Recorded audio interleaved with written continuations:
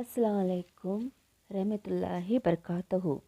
आज मैं आप सबको 16 सैयदों की कहानी सुनाने जा रही हूँ। 16 सैयदों की कहानी सुनते हुए आप 16 सैयद के रोज़े कैसे रखने हैं, उनकी बरकत को किस तरह से आजमाना है और साथ में गलत तरीके से रोज़ा रखने पर जो अज़ाब मिलता है उसके बारे में भी आप जान लेंगे। तो इस वीडियो को एंड तक आप देखते रहिएगा। बिस्मिल्लाहिर्रहमानिर्रहीम। 16 शहीदों की कहानी। किसी शहर में एक बादशाह रहता था जिसके यहाँ कोई औलाद नहीं थी। एक दिन सुबह सवेरे जब वो दांत साफ कर रहा था तो किसी सायल की आवाज़ आई। फौरन ही बादशाह ने हीरे से भरी हुई एक थाली पेश की। साहिल ने मुंह फेर लिया और लिए बगैर चल दिया। बादशाह को बहुत अफसोस हुआ। उसने दरबारे आम जमा की और इनकार की वजह पूछी। साहिल ने कहा, मैं बांझ घर से कुछ नहीं लेना चाहता। यह सुनकर बादशाह बहुत दिलगीर हुआ। शाही लिबास उतारकर फ़कीर जामा पहनकर महल से चलते वक्त कहने लगा, अगर रब्बुल इज़्ज़त मेरी इज़्ज़त रख लेंगे तो मैं वापस लौटूंगा। और अपनी बीवी से रुखसत होकर जंगल की राह ली। राह में 16 सैयद तशरीफ़ फरमा थे। उन्होंने राजा को बुलवाया, लेकिन राजा ने कहा, मैं भी वापस जब आ सकता हूँ जब मेरी उम्मीद पूरी होगी, उस वक्त लौटूंगा। उन्होंने कहा, तुम्हारी उम्मीद पूरी होगी, ज़रूर पूरी होगी। तुम इधर आओ और सुनो, कल 15वीं तारीख है। तुम कल गुस्ल करना और सहरी करके 16वें का रोज़ा रखना और 4 रकात नफिल 16 सैयदों के नाम की अदा करना। तेल और खजूर से रोज़ा खोलना। 5 पैसे की शिरनी बांटकर हमारी कहानी सुनना। जाओ, तुम्हारी उम्मीद ज़रूर पूरी होगी। जब 16 रोज़े पूरे हो जाएं तो इंशाअल्लाह तुम्हारी हैसियत के मुताबिक हमारे नाम पर खाना पकाकर फातिहा देना। यह सुनकर बादशाह उसी वक्त अपने महल में आकर हुकूमत संभालने लगा। गुस्ल किया, 16वें का रोज़ा रखा। ऐसे ही जब 9 रोज़े ख़त्म हो पाए तो उसके यहाँ लड़का पैदा हुआ, मगर बादशाह बराबर रोज़े रखता। जब 16 रोज़े पूरे हुए तो बादशाह ने बड़ी ही हकीकत के साथ फातिहा दिलाई और शिरनी बांटकर कहानी सुनाई। महल के करीब एक बुढ़िया रहती थी। उसने बादशाह से पूछा, उसके यहाँ किस तरह से औलाद हुई। बादशाह ने कहा, बड़ी अम्मा सामने तशरीफ़ लाइए और फातिहा का खाना खाइए तो मैं बताऊंगा।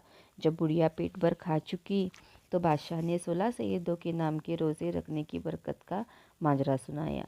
बुढ़िया ने भी तभी मन्नत मांग ली कि मैं अपनी गरीबी दूर होने के लिए रोज़े रखूंगी। वह भी रोज़ा रखती रही। 16 रोज़े जब पूरे होने को आए तो उसने पाव सिर खाना पकाया और फातिहा देने वाली थी कि उस बुढ़िया के घर हर रोज़ एक लकड़हारा आता था। उस रोज़ भी आया तो बुढ़िया का घर बंद पाया। लकड़हारे ने दरवाज़ा खटखटाया तो अंदर से बुढ़िया ने जवाब दिया, मुझे काम ज़्यादा है, तुम मेहरबानी करके कल तशरीफ़ लाना।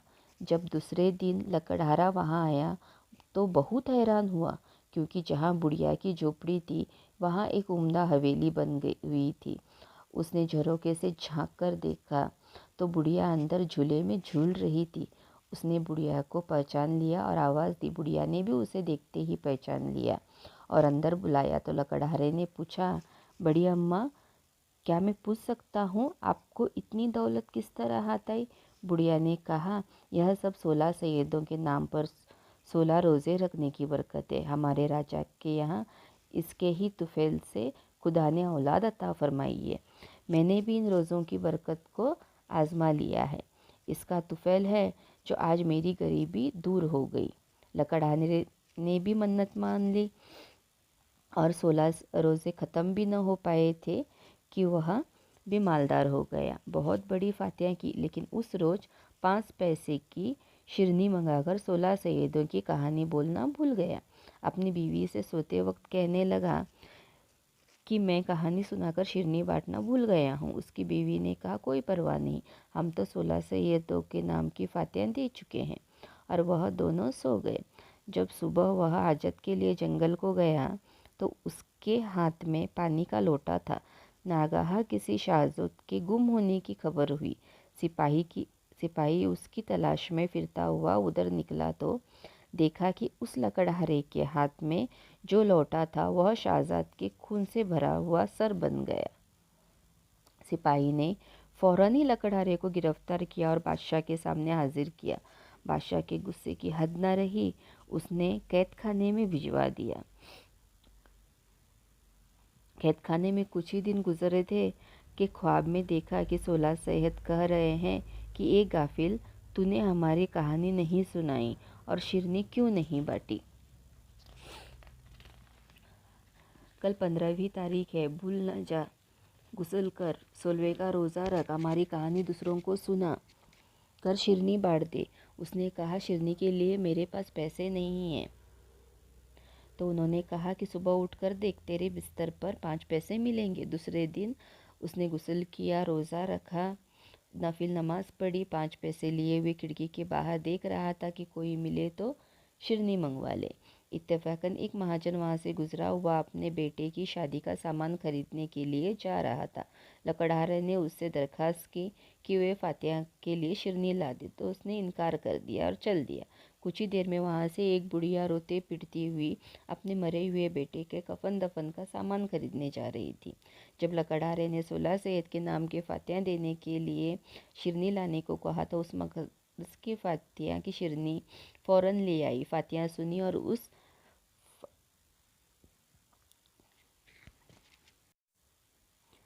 فاتحہ سنی مقدس کی فاتحہ سنی اور اس فاتحہ کی شیرنی سامان لیے ہوئے گھر پہنچی تو یہ دیکھ کر حیرت کی حد نہ رہی کہ اس کے بیٹا زندہ و سلامت سامنے کھڑا ہے۔ اس کو معلوم ہوا کہ یہ 16 سیدوں کی کہانی سننے کی برکت ہے، اور جس مہاجن نے شیرنی لانے سے انکار کیا تھا اس کا بیٹا جس کی شادی ہونے والی تھی وہ مر گیا ہے، اور جو شہزاد گم ہو گیا تھا وہ راستہ بھول جانے کی وجہ سے پوچھتا ہوا واپس آ گیا ہے۔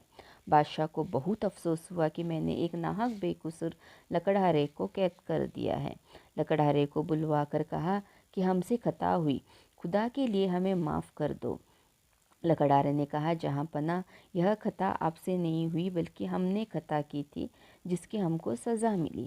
بادشاہ نے کہا تمہاری خطا کیا تھی؟ لکڑہارے نے جواب دیا، میں 16 سیدوں کی کہانی سنا کر شیرنی نہ بانٹنے کا عذاب مجھ پر نازل ہوا تھا۔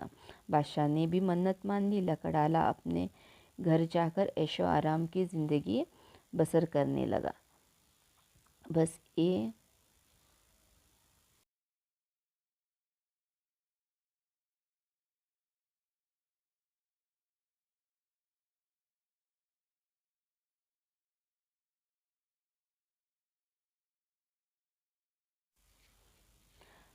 یہ عزیزوں کو کوئی ہی صحیح حاجت رکھتا ہو وہ 16 سیدوں کے نام سے روزہ رکھے، نفل نماز پڑھے، 16 سیدوں کی کہانی دوسروں کو سنا کر شیرنی بانٹے۔